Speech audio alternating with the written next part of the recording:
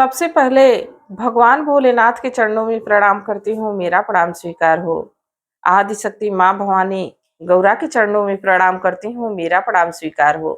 सभी देवी देवताओं के चरणों में प्रणाम करती हूँ, मेरा प्रणाम स्वीकार हो। आप सभी गुरु भाई गुरु बहनों के चरणों में प्रणाम करती हूँ, मेरा प्रणाम स्वीकार हो। गुरु भाई गुरु बहनों, आप लोगों के साथ से, आप लोगों के सपोर्ट से महादेव की कथा और शिव शिष्यों तक पहुंचती है। तो आप लोगों से हाथ जोड़ के निवेदन है कि आप लोग कथा को ज्यादा से ज्यादा शेयर करिए, ताकि महादेव की कथा और शिव शिष्यों तक पहुंच सके। गुरु भाई गुरु बहनों, कथा भगवान की ही चल रही है। जब महिमा भगवान के गुणगान चल रहा है तो इसको आधा अधूरा नहीं सुनना चाहिए, पूरा सुनना चाहिए। जब तक पूरा नहीं सुनेंगे इसके रहस्य के बारे में पता नहीं चलेगा। और कथा जब भगवान की चल रही हो तो इसको पूरा ही सुनना चाहिए। तो आप लोग कथा को पूरा सुना करिए। आप लोगों से बार बार कहती हूँ कि कथा को पूरा सुना करिए। अगर जो हम भगवान की महिमा का गुणगान ही नहीं पूरा सुनेंगे तो क्या हम लोगों का जीवन पूरा सुंदर सुखमय बीत सकता है? हम लोग भगवान की महिमा को तो सुन नहीं सकते। और हम लोग तो अज्ञानी बैठे हुए हैं, मूर्ख बैठे हुए हैं, अंधे बैठे हुए हैं। हम लोग तो कुछ दिखता नहीं है, बस अपने कर्म किए जा रहे हैं, अच्छे बुरे। हम अपने हिसाब से सोच वाले कर्म करते हैं। हमको ये चाहिए, हमको गाड़ी खरीदनी है तो हमको गाड़ी खरीदनी है, हमको घर बनाना है तो घर ही बनाना है, हमको बहुत धन चाहिए। भगवान से धन धन धन धन की इच्छा करते रहते हैं और ये धन यही समाप्त हो जाना है, यही रह जाना है। हमारे साथ वो धन जाने वाला नहीं है। हम व्यर्थ चिंतित हैं और माया मोह हम अपने परिवारजनों के लिए, अपने प्रियजनों के लिए परेशान हैं, अपने कुटुंब के लिए परेशान हैं। जो हमारा सबसे प्रिय होता है, क्या हम जाएंगे तो वो हमारे साथ जाएगा? जाने के लिए तैयार है? नहीं, कभी हमारे साथ कोई जाएगा नहीं। हम अकेले ही जाएंगे। हम पाप पे पाप करते जा रहे हैं अपने प्रियजनों के लिए, अपने कुटुंब के लिए, अपने परिवार के लिए। क्या हमारे पाप में वो भागीदार बनेंगे? क्या हमारा साथ वो देंगे? क्या हमारे साथ वो चलेंगे? नहीं। जिनको सुख देने के लिए हम तरह तरह के पाप कर जाते हैं, क्या उस पाप में वो भागीदार बनेंगे?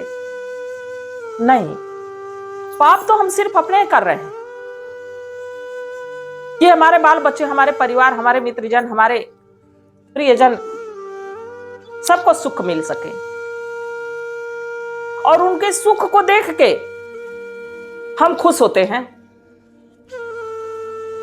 कि हमने बहुत अच्छा कार्य किया, देखो सब खुश हैं। पर सबकी खुशियां देखते देखते हम कहां निकल गए, हम कहां चले गए, हम क्या कर बैठे, कभी ये नहीं सोचा।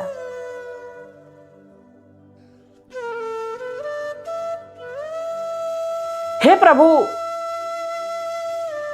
हमें अपने लायक बना लीजिए, हमें अपना दास बना लीजिए। अब तक जो हमने किया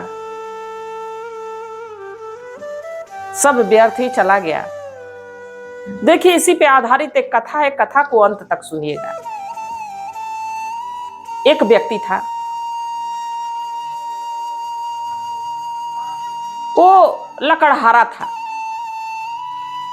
रोज लकड़ियां काटता, ले आके बाजार में बेचता, उसी से उसके घर का खर्च चलता, उसके भाई का, उसके पिता का, उसकी माँ का, उसकी पत्नी का, सबका खर्च चलाता। इस लकड़ी के काम से पहले वो कहीं नौकरी करता था। जहां वो नौकरी करता था, रोज नौकरी पे टाइम पे से जाता था। एक दिन लेट हो गया, थोड़ा विलंब हो गया, क्योंकि पत्नी खाना बनाने में थोड़ा विलंब कर दी। उस कंपनी का मालिक कहा कि ये बताओ तुम आज लेट क्यों आए? बताया अपनी समस्या को, बताया अपनी समस्या को रखा। उस कंपनी का मालिक कहा हमारे यहां तुम्हारे लिए काम नहीं है, बेवक्त आते हो, ऐसा है कि तुम्हारे लिए अब हमेशा के लिए छुट्टी कर दिया। वो हाथ पैर जोड़ता रहा, मिन्नतें करता रहा, अब दोबारा लेट नहीं होगा, हमें नौकरी पे रख लीजिए। बाकी वो भी एक नहीं सुना। देखिए, बड़े लोग, धनवान लोग गरीबों की बातों को कम सुनते हैं। कहने सुनने की बात नहीं है, ये हमारे समाज में चल रहा है। ऐसे समाज के ठेकेदार बैठे हुए हैं जो गरीबों को कचरे के समान समझते हैं। और ये भी बात माननी पड़ेगी कि जिसके पास धन है, धन तो है पर सुख नहीं है। आप लोग अपने इर्द गिर्द धनवानों को देख लीजिएगा और उनके पापों को भी देख लीजिएगा। बाकी जब पाप का घड़ा भरता है ना, तो लोग कहते हैं फूटता है। तो ये भी लोग कहते हैं कि पाप का घड़ा फूटता है, तो क्यों ज्यादा जो पूजा पाठ करता है वही परेशान रहता है, जो पुण्य कर्म करता है वही परेशान रहता है। तो पाप का घड़ा कैसे भरता है, देखिए यूसुफ का घड़ा रहता है। और पाप से भर गया रहता है। बाकी जब हम पुण्य कर्म करते हैं, जब हमको ज्ञान हो जाता है, पुण्य कर्म सत्कर्म करने लगते हैं, तो उस पाप के घड़े में पुण्य कर्म भी जाने लगता है। तो जस पुण्य कर्म हमारे पाप के घड़े में जाएंगे, उस वक्त जो पाप वहां बैठा हुआ था, भरा हुआ था, वो बाहर छलकता है। और जब बाहर छलकता है तो संकट आते हैं, दुख आते हैं, परेशानियां आती, उसमें से पाप निकल रहा है आपका, आपके कष्ट आ रहे हैं, आप परेशान हैं, तो समझिए कि आप पुण्य कर्म कर रहे हैं तो आपके पाप की कटौती हो रही है, कट रहा है आपका पाप। बाकी जो पाप पे पाप करता जाता है, पाप पे पाप करता जाता है, तो एक दिन वो जब गुम्बार बन के निकलता है तो भगवान तो पहले ढील देते हैं। चलो, कहता है ना कि बेईमानों के साथ भगवान रहते हैं, जो पाप करता है उसके साथ भगवान रहते हैं, ऐसा नहीं, कदापि नहीं है। भगवान उसको ढील देते हैं, जितना पाप करना है, जितने बुरे कर्म करने हैं कर लो, उड़ते रहो। लेकिन जब उस ऊंचाई से गिरोगे तो फिर नीचे संभालने के लिए कोई नहीं बचेगा। अच्छे अच्छे पूंजीपतियों को आप लोग बर्बाद होते देखे होंगे। जिस तरह वो जितनी ऊंचाइयों से चढ़ा होगा उतनी ऊंचाई से गिरता है और उतनी तेजी से गिरता है। पहुंचता तो है धीरे धीरे धीरे धीरे धीरे धीरे, बाकी गिरता है तो एक बार गिर जाता है। भगवान एक बार गिरा देते हैं।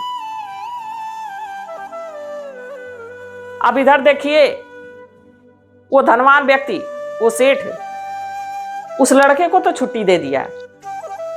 बाकी उसको चिंता सताने लगी कि हमारे पिताजी की दवा का कैसे खर्च चलेगा, माँ की दवा कैसे चलेगी, हमारी पत्नी का कैसे काम चलेगा, हमारा भाई पढ़ लिख रहा है कैसे चलेगा। लकड़ी का काम करने लगा, लकड़ी रोज काटता, रोज बेचता। बाकी भगवान को कभी याद नहीं कर पाता। पहुंचा उदास मन से घर, नौकरी छूट गई। मां पत्नी बैठी हुई थी, पूछी क्या हुआ, बड़ा उदास लग रहे हैं। हाँ भाग्यवान, नौकरी छूट गई, बड़ा परेशान हूं, कुछ सोचता हूं। अगले दिन से वही कुल्हाड़ी उठाया, जंगल में जाता, लकड़ी काट के रोज लेके आता। तो जो उसकी पत्नी थी शिव शिष्या थी, जो उस व्यक्ति की पत्नी थी शिव शिष्या थी, वो महादेव की बड़ी सेवा करती थी। तो महादेव अपने भक्तों को परेशान होता नहीं देखना चाहते हैं। अब पति परेशान है तो पत्नी तो पूजा पाठ कर रही है, जब तब कर रही है, भगवान को मान रही है। भगवान कैसे देखते कि हमारी शिष्या परेशान रहे। एक दिन भगवान पहुंचे साधु का रूप बना के जंगल में, कहे कि बेटा ये लकड़ी क्यों काट रहे हो, थोड़ी देर आओ हमारे पास बैठो। नहीं नहीं बाबा, अरे हम कथा सुना रहे हैं, सुन लो भगवान के नाम की। नहीं नहीं बाबा, इतना समय नहीं है। अगर जो लकड़ी नहीं काटेंगे तो हमारे परिवार का खर्च कैसे चलेगा? हमारे पास समय नहीं है। बाबा कहे कि समय नहीं है क्या? तुम अच्छे कर्म बुरे कर्म जो कर रहे हो उसमें तुम्हारा परिवार तुम्हारा साथ देगा? तो कहे कि बिल्कुल, हमारी पत्नी तो इतना प्रेम करती है कि अगर जो हमको कुछ हो जाए तो वो प्रेम प्राण त्याग दे। हमारा भाई हमसे इतना प्रेम करता है कि हमारे बिना उसको चैन नहीं है। हमारे माता पिता तो इतना कि अपने प्राण न्यौछावर कर दें। बाबा कहे अच्छा अच्छा, तो एक बात मेरी सुन लो। कल जाना तो अपने माता पिता से पूछना, अपनी पत्नी से पूछना कि अगर जो हमको कुछ हो जाता है, हमारे प्राण संकट में आ जाएंगे, तो क्या आप लोग हमारे प्राणों के बदले अपने प्राण दे सकते हैं? कहा ठीक है बाबा, कल आके बताऊंगा। लकड़ी लेके घर गया, बाजार बेचा, घर आया, राशन पानी लेके आया। माँ अलग खुश है, बेटा लाया, सब कुछ सामान लाया। पिता अलग खुश है, पत्नी अलग खुश, भाई की फीस काफी चल रही है, सब लोग खुश, सब लोग प्रसन्न। देखिए कमाता एक, खाते सब है। अब वो लड़का कहा कि अच्छा ये बताओ, सब काम तो चल ही रहा है, अगर जो किसी दिन हमको कुछ हो जाता है तो क्या हमारे प्राणों के बदले कोई अपने प्राण दे सकता है? मां कह रही हाँ हाँ बेटा, अरे हमारी उम्र तुमको लग जाए। पिता कह रहा है अरे बेटा, तुम्हारे प्राण के लिए तो हम अपने प्राण दे देंगे। पत्नी कह रही है आप नहीं रहेंगे तो हमारा इस दुनिया में काम ही क्या है? भाई कह रहा है भैया आपके लिए हमारे प्राण न्यौछावर हो जाएंगे। अब बोला सुन के एकदम गदगद। ये कान प्रशंसा के भूखे हैं। माता पार्वती एक बार पूछी थी कि ये बताइए भगवान की कौन सा ऐसा अमृत है जो मीठा लगता है, और कौन सी ऐसी चीज है जो अत्यंत प्रिय लगती है? भगवान का एक प्रशंसा सबसे प्रिय लगती है। कोई झूठी तारीफ हमारी कर दे, कोई झूठा ही प्रशंसा हमारा कर दे, इन कानों को बड़ा प्रिय लगेगी। रोम रोम रोम रोम खिल उठेगा। और सत्य बात किसी को अच्छी नहीं लगती है, क्योंकि वास्तविकता है ही नहीं है, सच है ही नहीं है। सच पे चलने वाले लोग ही नहीं है। इस बात का आप लोग भी एक बार सोच के जरूर देखिएगा, कमेंट में जरूर इस बात को बताइएगा, क्या हमारे अंदर, हम जिस सद्मार्ग पे चल रहे हैं, हमारे अंदर थोड़ी सी भी सच्चाई है? क्या हम सच्चे हृदय से भगवान को मान रहे हैं, सच्चे हृदय से भगवान को अपना रहे हैं? जिस प्रभु को, जिस गुरुवर को हम मना रहे हैं, जिनसे हम मांग रहे हैं हे प्रभु हमारे जीवन में खुशियां, हमारे जीवन में सुख हो, क्या कभी उस प्रभु को हमने पूछा कि आपके जीवन में क्या चल रहा है, आप खुश हैं, आप सुखी हैं? बस मांग रहे हैं, उनसे मांग रहे हैं, दे रहे हैं कहां हम? अब अगले दिन लड़का गया जंगल में, फिर वो बाबा आए, वहां लकड़ी काट रहा था। अरे बेटा तुमने पूछा अपने माता पिता से? हाँ हाँ बाबा पूछे। अरे वो लोग सब तैयार है इस बात के लिए, हमारे प्राणों के लिए सब अपने प्राण दे देंगे। बाबा जी कहे अच्छा। बाबा जी एक लोटे में दूध लेके आए हुए थे, कहे इस दूध को लेके जाना। दूध लेके आए थे, कहे ऐसा है तुम घर चलो और मैं आऊंगा, तुमको थोड़ी देर के लिए नाटक करना होगा, इसके बाद देखना कि तुम्हारे साथ कौन कितना साथ देता है। लड़का कहा क्या करना है? तुमको मरने का नाटक करना है। लड़का कहा ठीक है बाबा। लड़का अपने लकड़ी उकड़ी बेच बाच के घर पहुंचा, पूरा सामान उमान लेके सब लोग प्रसन्न। तभी बाबा भिक्षाम देई पहुंचे। ये तो पहचान ही रहा था कि जंगल वाले बाबा जी हैं। बाबा जी को आसन दिया। बाबा जी कहे कि कुछ जलपान की व्यवस्था करो, बड़े भूख लगी। लड़का कहा कि ठीक है। बाबा के लिए भोजन की व्यवस्था हुई, बाबा खिलाए। बाबा कहे मेरी सेवा बहुत तुमने किया, हम कुछ तुमको देना चाहते हैं। तो लड़का कहा कि ठीक है बाबा। लड़के को तो पता ही था बाबा वो लोटे में से एक गिलास में दूध को ढाले, दे दिए। लड़का पीते ही अचेत हो गया। बाबा उसकी नब्ज को पकड़ के, ये तो इस दुनिया से चला गया, डॉक्टर आया, इस दुनिया से चला गया, ये जीवित नहीं, मर चुका है। ये सब प्रभु की लीला थी, माया चल रही थी। दर्शन करिए आप लोग कि उस समय क्या चल रहा होगा। पूरे गांव के, समाज के लोग वहां जुट गए। लड़का मृत्यु अवस्था में पड़ा हुआ है। सब लोग बाबा जी को कोस रहे हैं। बाबा जी का दूध पिया, भाई मर गया। बाबा जी कहे कि एक तरकीब है, ये जो लोटे में दूध बचा है, इसको अगर जो कोई पी ले तो उसके प्राण तो चले जाएंगे, बाकी ये जीवित हो जाएगा।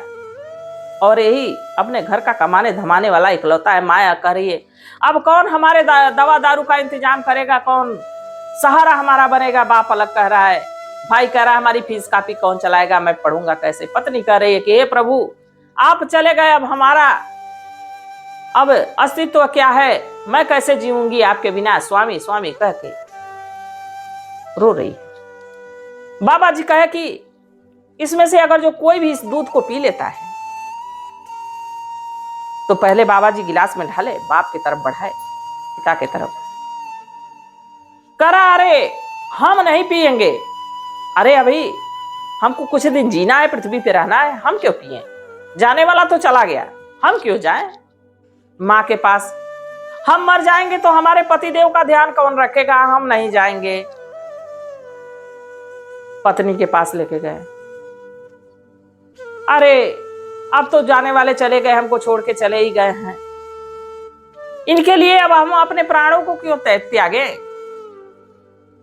भाई के पास, भाई महात्मा जी मैं नहीं पी सकता, अभी तो दुनिया देखा ही नहीं हूं, मैं कहाँ दुनिया देखा हूं, अभी तो हमारा जीवन शुरू हो रहा है। ये लोग तो कुछ दिन जी रहे हैं, मरने को तैयार नहीं है, तो हम क्यों मरे। वो भी तो बात सही कह रहा है, कोई किसी के लिए मर नहीं रहा है। अब बाबा जी उस गिलास का दूध स्वयं पी लिए और मरे नहीं, कुछ नहीं हुआ, क्योंकि उसमें जहर नहीं था, उसमें कुछ पॉइजन नहीं था, वो कुछ था ही नहीं, वो तो भगवान की लीला चल रही थी। लड़का उठ के बैठ गया। बाबा जी कहे देखो, देख रहे हो, तुम्हारे लिए कोई मर नहीं सकता है, सब कहता है कि तुम्हारे लिए मर जाएंगे, सब वादे करते हैं, सारे वादे झूठे होते हैं, कोई किसी के लिए मरता नहीं है।